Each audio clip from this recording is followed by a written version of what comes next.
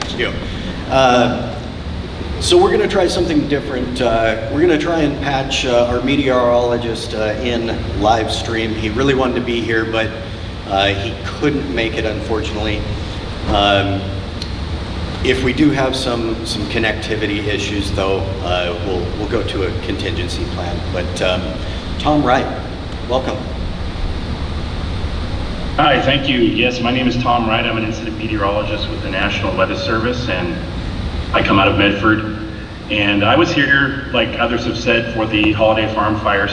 And my first thought was, oh my gosh, how are they feeling? You know, what are they feeling like up there? So you were first on my mind when I saw the fire break out, having spent a couple of weeks up here on the holiday farm fire. So you heard about the fire behavior triangle, and weather is one of the most variable parts of that. So we bring a meteorologist like myself out to try and deal with the weather part. And we're coming out of a historic heat wave, which had high temperatures, as you all know, up near 100 degrees or over 100 degrees in some locations. Very dry air and some offshore or easterly winds. And luckily we're kind of climbing out of that now. It was still kind of hot today, but we did get some rain on the fire this morning, which although it wasn't much, we'll certainly take anything we can get at this time of the year. And I don't know exactly how much rain we got, but it was enough to wet the ground in many locations, but that's gonna help us start to climb out of this heat wave. We've held temperatures down a little bit today. Humidities have been up a little bit. The winds have been lighter and more variable than they had been for the last few days.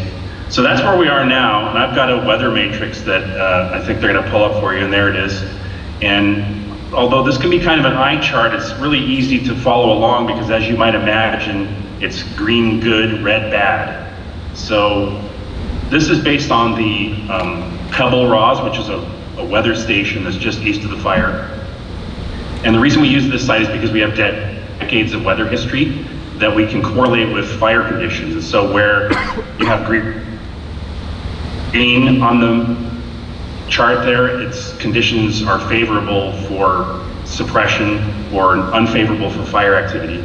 And where they're yellow, that's elevated burning conditions, and then where they're red, that kind of helps the fire along. So it's pretty easy to see from the back. You don't have to know what these numbers mean, but you can tell which parameters, whether it's temperature, humidity, or wind, are bad or good, and on which days. And so the good news is, having come out of this historic heat wave now, we're going into a pattern that's more typical for this time of the year around here, with high temperatures just a little bit above normal, so we're kind of still in that elevated burning condition category for temperatures. Humidities are also somewhat problematic, but not nearly as bad as they have been for the last week or so.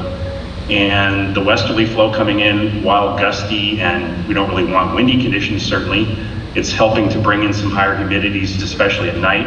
And so our recoveries, we call them, which is the degree to which the humidity rises at night, is getting better as we go through. So that's helping us out there. It's not terribly unstable. We don't have any chance of rain really for the next week, but conditions are definitely moderated, and so that's gonna help us out here for the firefighting effort, we think. And we're just gonna have to watch those winds, watch those humidities, but all in all, compared to where we've been and compared to where we could be, we're doing pretty well. So that's what I've got for you, and I hope you have a good day. Thanks.